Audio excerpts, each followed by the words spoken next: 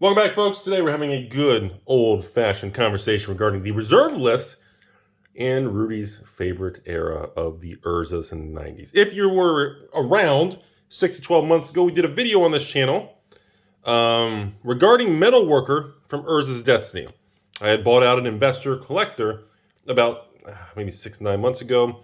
You can hit pretty much, you can go on YouTube, type in Alpha Investments, space Metalworker, press enter, you'll find the video on there. Should have like 30 or 50,000 views from a while back ago.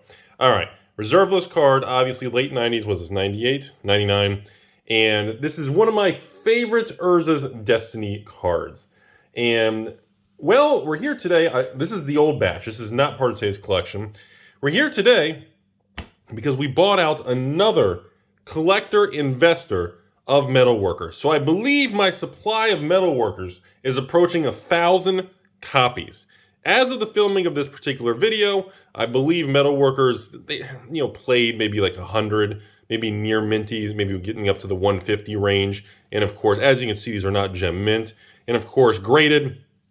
And of course, unfortunately, no, these are not foils. And by the way, there's more. Here's a whole nother brick.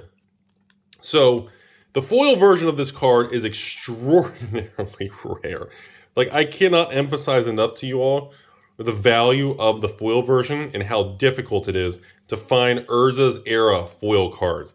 It's absolutely absurd. So, now that you've seen the little, as this guy told me, his little robot collection, I want to discuss this with you for the rest of this video. So again, not much to watch visually, but I want to discuss my rationale, what I see going on with the market, how quiet the market is, the negativity and bearishness of the overall new Magic. People think it's just the worst toxic asset ever. Old Magic, reserve list doesn't go up anymore. It's boring. I mean, it is just crazy town, folks. So, my personal opinion, these are the type of cards. Like, when you look at each old set, like when you look at an Urza Saga Legacy Death, you look at Urza Saga, people are going to, oh, the Drake Rudy, oh, Tolarian Academy, oh, the Cradle Rudy. People are going to pick out kind of the top 5 cards that everybody knows from a certain product. Everybody is just aware of it. They're very iconic, and they're always going to maintain a certain piece of historical just value. No matter what the game does, no matter where the reserve list goes, to the moon, the back, the ocean, who knows. No matter what new Magic does, no matter, even when Wizards gets sold off to Taco Bell and every card pack comes with a sauce packet, it doesn't make any difference. Now, when we go to Urza's like Legacy Destiny, obviously Urza's Legacy is known for the Grim Monolith and certain other little squirrel cards and fun things. Obviously, Urza's Destiny. Okay, here's the thing. These cards, long term, these are what I continue to be the store value. Okay, like that's, like, how do I say this? Like, through all the ebbs and flows, like, let me say it this way. In 2017, when new Magic started to fall apart, Iconic Masters, M25, every product came out tanked. People were angry everywhere. Amonkhet came out tanked. Hour of Devastation came out tanked. So when I was going through that particular era a couple years back, all the flow of money left that stuff. It started going after things like this, but it stayed within the realm of Magic. The flow of money left new Magic and went to old Magic. Reserve list, dual lands, tier 1, high-end power, 4 horsemen, ABU, and then tier 2, Urza set, Tempest, Stronghold, Weatherlight, Exodus, sealed boxes from the Silver Age, different things. Money was flowing to all of these things. Now, it's kind of even more dramatic because money is not even flowing anywhere in Magic. Like, you're seeing, like, the negativity, and even people genuinely are telling me, Rudy, I want to sell you my old Magic. Like, I still get constant contacts, this and that, about selling my old collections, this and that. Because people are like, no, Rudy, it's all about the new card games. We are in the era of startups. Have you seen Kickstarter? There's like 75 new card games getting funded with hundreds of thousands and millions of dollars. And I was like, this happened in the 90s, right? From 1995 to 1998, on the back of the boom of Magic, there were startup card games everywhere. And there was like a 95% fail rate, right? You guys know, this is deja vu. The market of cardboard has been through this, right? You guys are aware that this is not new territory. The only difference is the way the funding and the way the public's being exposed to it, well, it's through Kickstarter, and you're all seeing things unfold versus behind the scenes and private equity and angel investors and passive income, all these passive people just buying into companies. And now it's very public. That's really the only difference. But most of these companies, they have no major relationships, major sources of capital. They don't have long-term plans. They are not going to be able to navigate the difficulty in the market expectations to make it. The market expectations of what a card game needs to have now is never been higher.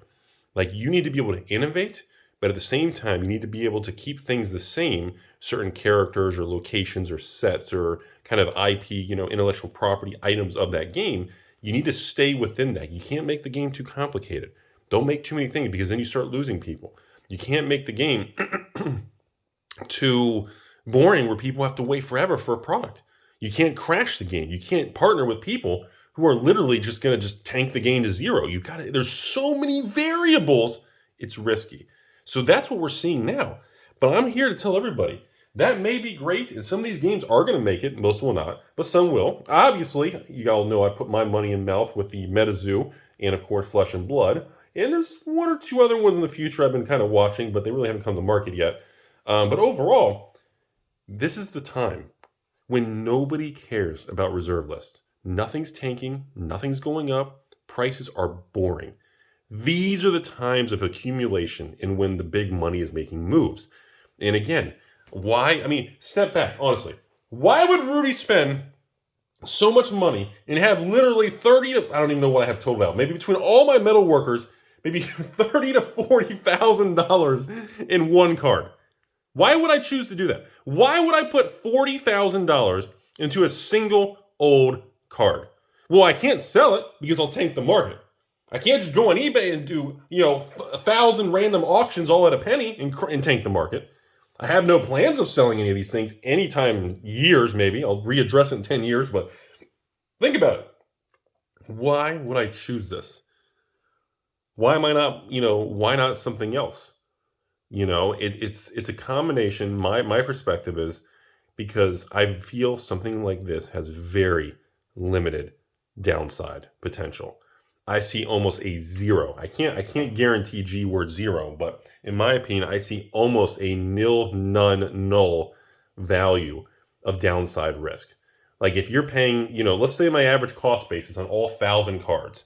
Okay, let's say the average cost basis is $50 a card from me buying in the last so many. Actually, I think it's less than that, because the first couple hundred I bought, I think I paid like $20 to $30 a card. But let's just say 50.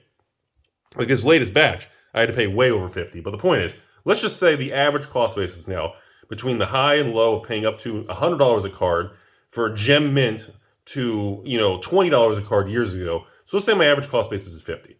Okay, when you look at the market right now, and you say, well, Rudy has 1,000 copies of a card with a cost basis of 50, averaging in different conditions, this and that. How much money can I really lose? And see, the Timmy is going to say, well, God, Rudy, if you could sell those for 120, 150, 200 a card, oh my goodness.